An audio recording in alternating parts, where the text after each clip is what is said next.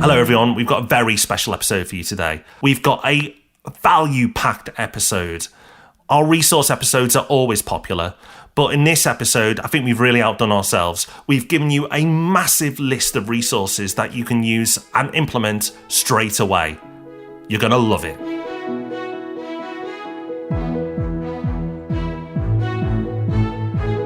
Welcome to the Property Podcast, where every Thursday morning, property investors come to be informed and inspired. Today, a bumper list of business resources for you. I hope you've got some free time in your calendar after listening to this episode, because there is a lot you're going to want to go and check out. So it's time for this week's news story. And on the surface, at least, this looks like a positive story. The headline reads, record number of buy-to-let landlord companies set up. So, have landlords been busy, Rob? And when exactly have they been busy? Well, this is the question, because according to Hamptons, 41,700 new buy-to-let limited companies were set up during 2020, which is a record for a single year and 23% up on 2019. It also says later that between 2016, when all the tax changes were announced that have made investing through a company more attractive, and the end of 2020, 228,000 buy-to-let companies have been created, which is more than in the preceding 50 years put together, which is not surprising, but still a big number.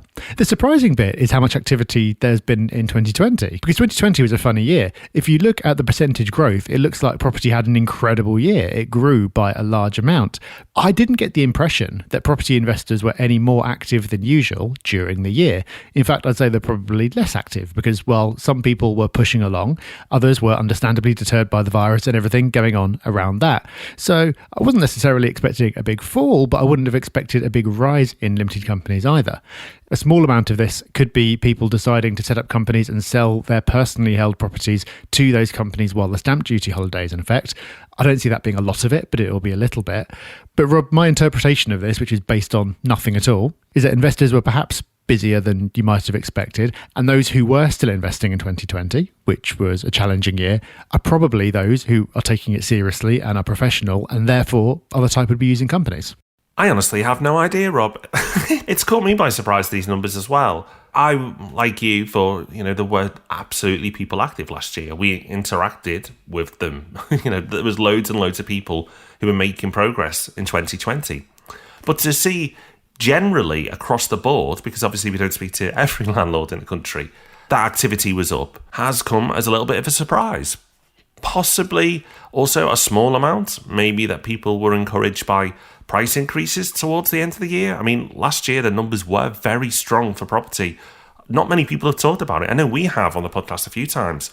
But to be up over 7% in a year, depending on which index you look at, is a very, very strong year for property. And maybe some switched-on investors have looked at that and done, okay, if it's done that in a bad year, what's it going to do in a good year? Who knows? As you can probably tell, we're both speculating. But overall, I think you can only take this as a positive thing, because it shows that landlords have more confidence than we'd anticipated. Today is a very special day on the Property Podcast, because we get to share with you something we started hinting at back in December. We gave Santa the exclusive, and now it's here. Our new podcast, all about business, is live. You can go and listen to it and subscribe to it right now. It's called Any Other Business. It's available on all podcast platforms. It's also available on YouTube. You can go and watch us recording this podcast, which is mildly terrifying. And we are so excited about this because, of course, we love property. We've been talking about it for 8 years, but we love business as well. And we know that you do as well, because every time we do an episode of the Property Podcast that's more business focused, we get phenomenal reactions. So the first 2 episodes of Any Other Business are up right now. You can go and watch and listen as soon as you finish listening to this podcast. And these early episodes are covering some of the backstory about how Rob and I started working together, how we've built the business that we have. And we're sharing the reality that you don't often get to hear about in business, because we're sharing all the mistakes, everything that went wrong, and even the cock-ups so big that they could easily have brought the business down. This is not the kind of thing you normally hear, but we, for some reason, are sharing all of that. And then, Rob, we're going to do something else that you don't normally get to hear, which is allowing people to follow along as we start a brand new business. Yeah, what we've got planned for this year is huge. And I know we can get excited about when we launch something new, but this dwarfs everything we've ever done. It's absolutely massive what we're going to do. And if we achieve it, it's going to be an incredible journey to follow along. But whether we achieve it or not, and I'm sure we will, it's going to be a fascinating journey to follow. And it's just something that's not ever done or put out there. People don't share their journeys. People talk about starting up. People talk about, when they've made it. But people aren't sharing the raw middle, the bit that's the hardest. That once you've got going, your problems only get bigger and the stress only gets larger. And it's a fascinating space to work in. But it blew my mind that nobody shares this stuff. And this is the type of stuff that we would love to listen to. So we thought we better right that wrong. Maybe we're really brave. Maybe we're a bit silly, but we're going to do it anyway. We're going to share our journey. We're going to share the journey of what we've done. We're going to pass on all those lessons, and those lessons have come from mistakes. And yes, we're going to share them, as Rob said as well. But we're just going to have an open book. We're going to let you behind the scenes of a business that's already growing fast and will probably grow even faster. We think it's going to be a fascinating journey to follow. Now, remember, this is on video as well, so you can find us on YouTube. So search for Any Other Business there. And of course, you can pick us up on the normal podcast channels as well and listen along. It works either way. It's just what you prefer. And you know what? If you're really enthusiastic, you can do all of it. You can subscribe on YouTube, you can subscribe on your podcast app, and you can follow along on Spotify as well, if you so please. But what we do say please to is please go and check it out. We're super passionate about this. We are so excited about sharing our journey, what we've done and what we're going to do. And we think you're going to love it as well. I'm sure we're going to attract new people who only like business to what we do. But as Property Podcast listeners, you've supported and been on this journey with us for so long already, and we want to carry that on. So, of course, the Property Podcast is going nowhere, and that will carry on, and we're going to talk all things property here. But if you want to follow along with every part of what we do, which is essentially a property business, then you're going to learn loads there too. So please do support it as you've supported the Property Podcast, and it'll help us reach even more people. So if you want to pause now and subscribe to everything, go ahead. Or if not, make a note to do it at the end. But for now, let's crack on with the Property Podcast. As you've heard, we've got a brand new podcast talking about business. And today on the Property Podcast, we're going to talk business as well.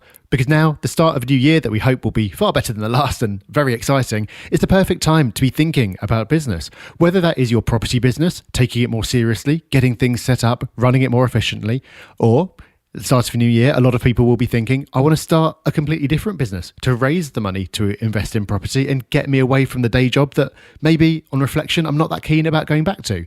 Whichever is the case for you, we have got an epic list of resources for you today. We're going to be covering every aspect of business, marketing, sales, hiring, finance, everything, and giving you our favourite books, podcasts, videos, and personal tips to do better in every single one of those areas. And we know how much you love your resources. So this is going to be a really popular episode, and we love giving you all the tips, tricks, and resources that we've picked up over the years. So Rob, let's start where you should start with any business, which is getting started. Let's give everyone a good book to get them going. Loads of good books in this space, but the one we've picked is an older one. It's by Chris Guillebeau. It's called The $100 Startup. And as the name suggests, it's about businesses that people have started up with next to no money. Because there's a misconception business often, because you hear so many stories about people who've gone out and raised millions and millions of pounds, that's the way you have to do it. And okay, if you want to start a business like Google, you probably do need to go out and raise a bit of cash. But most businesses are not like that. Most businesses, you can start with next to no money. And I'd argue that you should start with next to no money, because if you've got a strong idea, you should be able to go out and make something of it and validate it without lots of expense. Even if you've got a business where you need inventory or you need some kind of production capacity and that costs money, you can still get started without having the cash, because if your idea is good enough, you should be able to go out and pre-sell it and get money from your customers to go and cover those expenses. So this book is really good for getting your brain working and getting you thinking about ideas. It's not like you're going to go out and copy any of the things that you read in the book, but some of them are pretty off the wall and you never would have thought that there could possibly be a business around that. So it's really great for getting that original inspiration. Next on our list is a podcast. And no, not our podcast, but another podcast called Tropical MBA. Tropical MBA is a podcast that Rob and I have loved and listened to for many years now. Dan and Ian, who host the show, have been a real inspiration to us. And we don't recommend this because we're fans of them, but we recommend it because we're real fans of their work. We've taken so much from their podcasts over the years that we just have to recommend it to you. They really do focus on location-independent businesses, but I have never been location-independent. Rob has, but I haven't. But I've still taken loads of business tips, tricks, and ideas from their podcast series. I'd highly recommend going back through their back catalogue because there's some really good stuff there that's timeless. It's a great podcast covering a wide range of subjects, but a lot of them are focused on either getting started or getting from just starting to, your first few employees. It's a really good podcast and I highly recommend it. And also played a part in bringing Rob and I together, which is a story that we share on the Any Other Business show. So listen out for that one. And when you're getting started, as I said, you don't need a lot of cash. You don't need much in the way of technology. But if you do need some basic tech around getting a domain, an email address, calendar, things like that, Google Workspace is a good place to turn. It used to be called G Suite. It used to be called something else before that. They keep changing it. But basically, it's the business version of all the Google tools that you might be familiar with as an individual. So it's got Gmail, it's got your calendar, it's got storage, things like that. It only costs a few pounds per user per month. So if it's just you, then it's going to cost very, very little. And it just allows you to get those basics covered off really cheaply, really simply, so you can move on to the fun stuff. Google has been great for us. We've used it since the very beginning, and it's got us all the way to 50 plus people. And it's only now that it's starting to creak around the seams, but up until very recently, it's been a fantastic resource that costs very little. Let's move on to a business function that is very dear to us, marketing. Now, we could probably do a whole list on marketing resources and inspiration that we use or tips and tricks that we apply, but we're going to give you some of the best stuff. And the blog we want to kick you off with is OK Dork by Noah Kagan. Noah Kagan is actually somebody who we've had on the Property Podcast a long, long time ago. I think it was around episode 50, around then. So we're going back many years now. And Noah Kagan was fantastic then, and he's continued to be fantastic. The content that he puts out is of the highest quality, and he really does come at things from a different angle. He does make you think, and he doesn't just throw out the same old stuff that everyone else seems to rinse and repeat with. He's recently backed that up with a YouTube channel, and Rob, we're really enjoying that as well. Loads of great stuff on there. And what I really like about Noah is, like you said, he's a bit different, and a lot of what he does is about validating business ideas or marketing ideas and doing it quickly. So he's got articles on his blog, and I think he may have videos about it as well, where he does things like he'll come up with an idea for a business in a morning, and by the end of the day, he'll have validated whether anyone will pay him for that idea or not and actually have taken their money. And he does the same thing with marketing channels. He does quick experiments to see if a marketing channel is going to work or not. And I think that's really important, especially in the early days of a business, just to find out quickly, is this going to work or is it not? And the whole way he approaches marketing, I really relate to. So whether it's the blog or the YouTube channel, definitely go check out some of his stuff. Next up, we've got another podcast for you. Yes, we're keeping you busy, and it's called the Digital Marketer Podcast. It's actually really hard to pick out a good marketing podcast because we have such high standards of what we believe good marketing to be.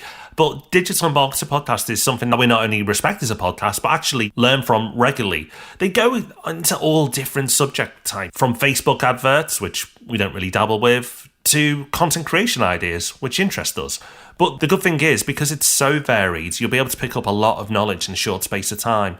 Make sure you don't get distracted by every new idea, because half testing a concept or an idea isn't going to get you there. You need to make sure you commit fully to making sure that a particular marketing or content idea works for you. Fully commit to that and make sure you see if it works or not. So many people will give up on podcasting, YouTube, Google ads, Facebook ads, whatever, really quickly if they don't see it working within a week or two. It just doesn't work like that. So whatever you do, make sure you fully commit to it. But for boosting your knowledge on all these subjects and then allowing you to go and deep dive further, it's a great starting point. Next on our list is a site called Fiverr.com. This is absolutely amazing because it's basically a marketplace for hiring people to do just about anything for you that you can possibly think of.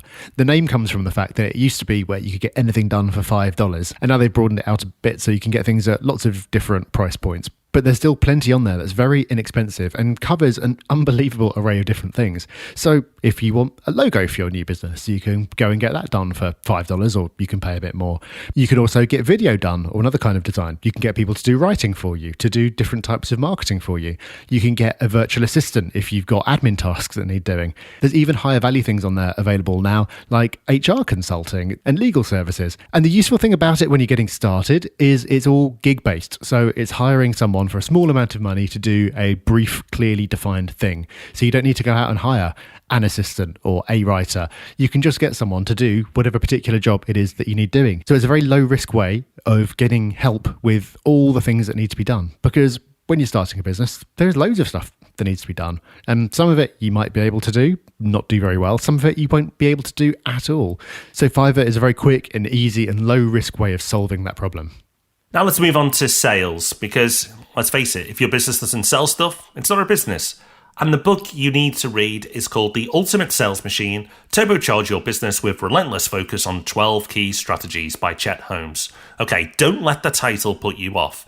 It's a bit long-winded and not that catchy, which is surprising for a sales book, but it's a classic. And it's a classic that people don't realise is a classic, because I've not met that many people who've read this book. I remember we've recommended this on the podcast many years ago, but it really does deserve to be brought back to your attention again now, because it is such a good book.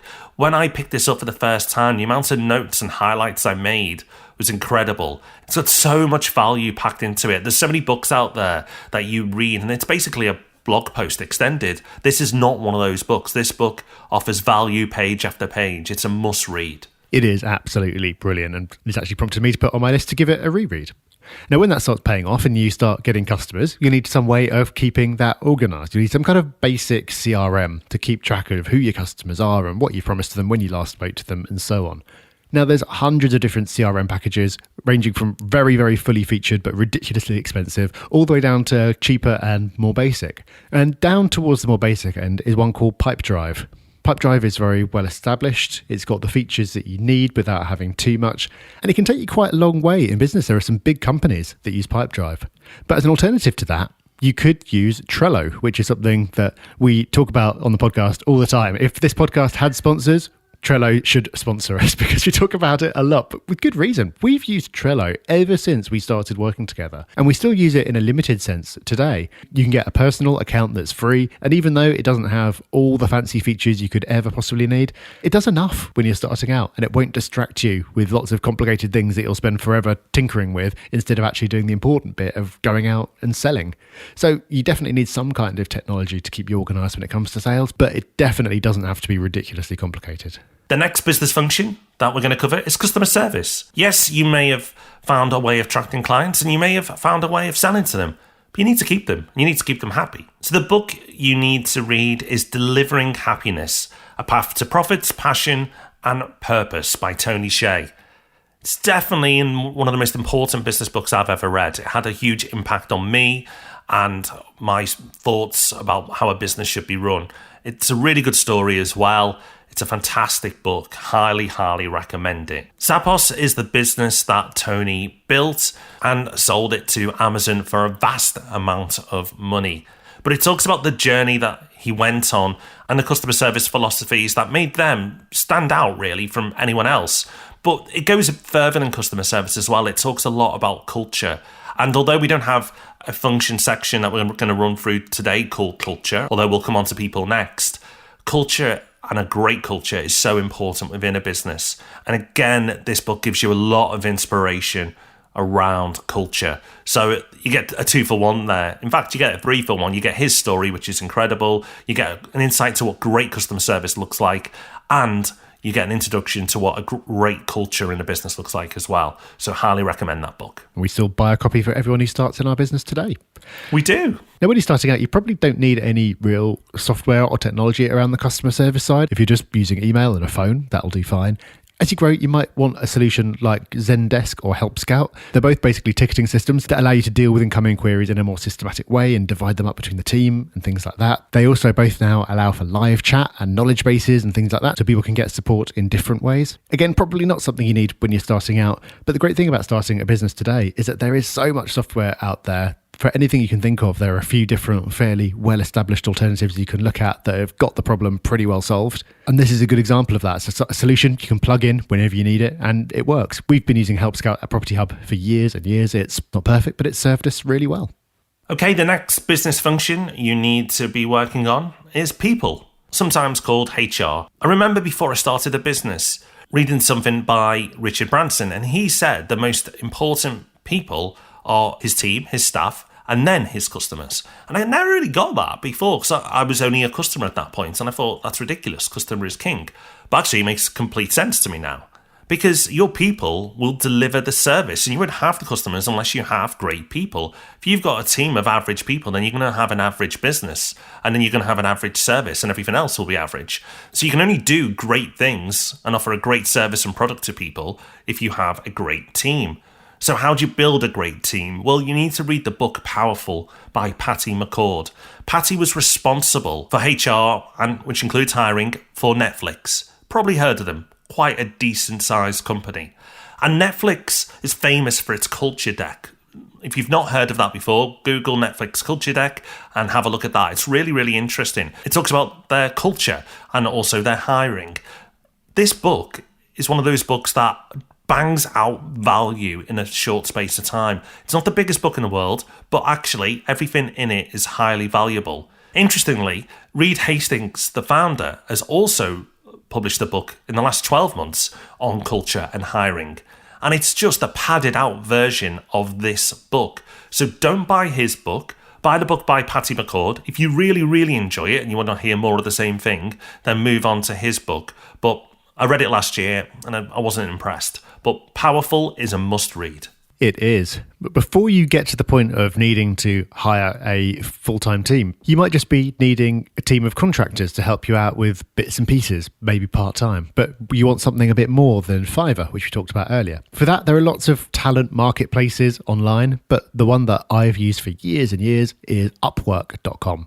Again, it covers just about everything that you can think of, and there are people on there from all over the world. So I've used it for everything from getting work done in other parts of the world pretty cheaply, because it was fairly basic stuff where I didn't need to pay a lot for it, all the way through to hiring consultants in the UK at pretty chunky rates. It's either the biggest platform or one of the biggest, and that means that it's got a huge amount of talent on there. So if you're in that position of needing slightly more regular help, but not being ready to make a hire yet, Upwork is a great place to look. Next up is finance, and we've got another book. And the term game changer is used a lot, but this book really was a game changer for Rob and I.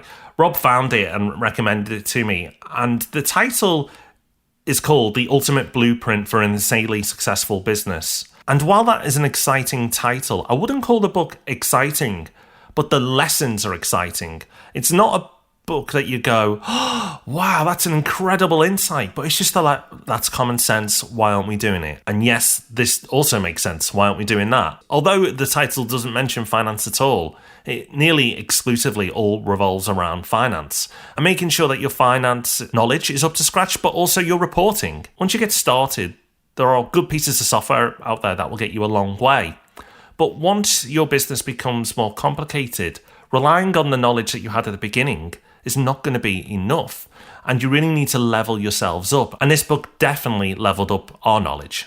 It did. We found it really valuable because the business is a bit more advanced, and that creates both the need and the opportunity to pull out interesting numbers and ratios and visualize things in a different way. But I think even if you're just starting out, it's still worth understanding the principles in this book and having an understanding of how finance works, because he breaks it down into something really simple, and it'll break down a lot of the fear that you might have around numbers and turn them into what they should be, which is a tool that you can use to run a better business.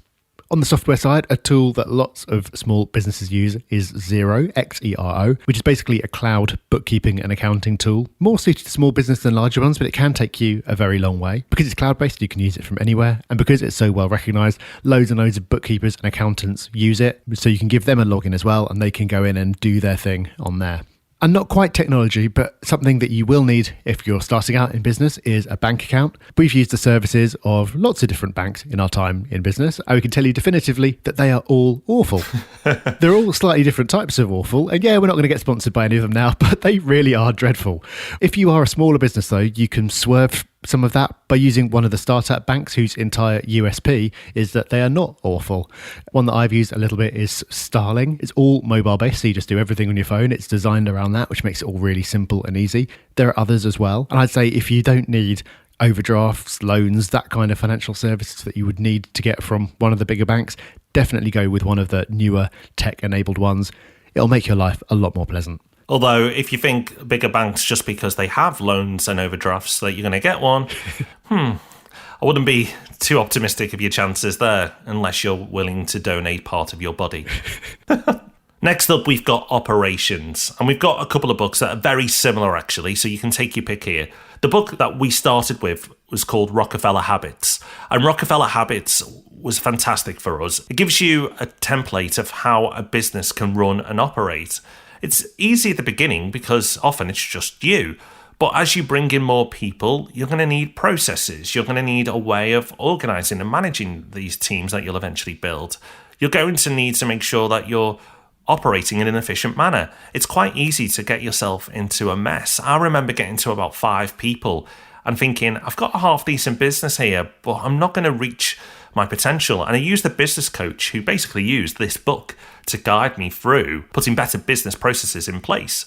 So you can save yourself a lot of money in coaching and just go straight to this book and implement the majority of it in there.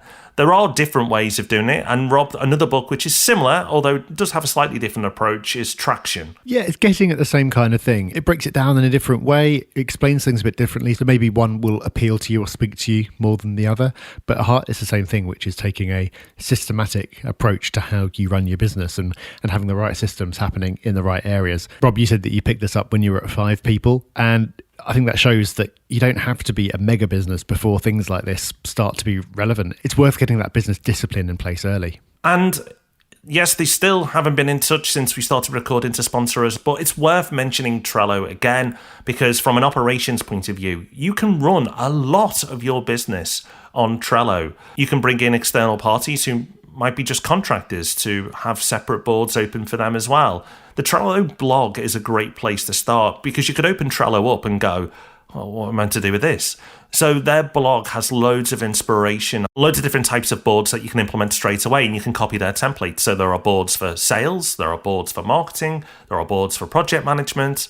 And as Rob said, to get started on Trello, it's absolutely free. So check it out. It got us a long way in our business before we needed to look at anything else. So it's a fantastic tool. So a bumper selection of tools and resources for you there. We could have done so many more, but hopefully that is a good starting point for you if you're getting a business started or you're looking to take your property business more seriously this year. When it comes to any of these, the important thing is not to obsess about any of the tools. Don't spend forever trying to find the absolute perfect CRM or anything like that. The key is to just get started and try stuff. And the majority of what you try won't work, but that's okay. You just need to find that out quickly and then move on to the next thing until you hit upon something that does work. I said earlier that we're living in a great time to start a new business because all this information and all these tools are available. And it's true, it is the best time in history to start a business. But despite all these advantages, business is really all about failing. It's about making mistakes all the time and occasionally hitting on just enough things that work to get you through. And that's why, Rob, the very first episode of the Any Other Business Show is all about mistakes. Yeah, we're really trying to do something different here because in business, you tend to see people who've done really well and they'll tell their story, or you get lots of stuff about people starting out. But nobody's really sharing or documenting that story of building a business and what's happening and all the mistakes they're making. Because let's face it, who wants to advertise that they're making loads of mistakes? Well, every business owner is. And we're daft enough or brave enough to share those mistakes with you. So make sure that you go and subscribe. Make sure you go and listen because we think we're doing something that's not been done before. We think we're sharing something that hopefully will turn out to be special. And just like the early property podcasts, I'm sure at the beginning will be a bit ropey, especially as we're on video as well. But we know, just like the early property podcasts, that you'll support us. And that's what we'll ask of you now, is please check it out and share it and subscribe, obviously, as well. And you know what? And even if it's not for you, if you check it out and then just let other people know about it, then thank you. The reason the property podcast has got to the size it has is because of you, because you've shared it, you've endorsed it, you've given us more 5-star reviews on iTunes than any other business podcast. That's incredible, you know, considering when we've been up against the BBC and the Financial Times and many others. So if we even just get a fraction of your support for this new exciting / scary project, then we'll do well. And it'll mean that the message that we're trying to get out there will reach more people. So thank you for all the support you've given the Property Podcast over the years. And please do get behind this new project. Please go and subscribe to wherever you prefer, whether it's the YouTube channel, and you can find that any other business, or searching for it on your podcast app or Spotify, wherever it is for you. Please subscribe. Listen to it. If you like it, leave a review and also let other people know about it. And we will be very, very grateful. We kind of joked about sponsors on this show, and we've never had one. We've done this nearly 8 years now, and we don't often ask for anything, but we are making an ask today. We really would appreciate it if you got behind a new show. So please do. We look forward to growing that with you as well. Of course, though, our commitment is undying for the Property Podcast, and that will continue. We have no plans at stopping, pausing, slowing down. We want to do even more for you. But alongside it now, you've got all our thoughts and feelings on business as well. So there's loads for you to enjoy now. Oh, yes. So please go subscribe. Just search any other business wherever you watch or listen. But as Rob said, the Property Podcast is going nowhere. And that continues next week. We've got another great episode of Ask Rob and Rob. And then we're back to a property-focused episode of the Property Podcast next Thursday. So please join us for that one. We'll see you soon. Bye-bye. Bye-bye.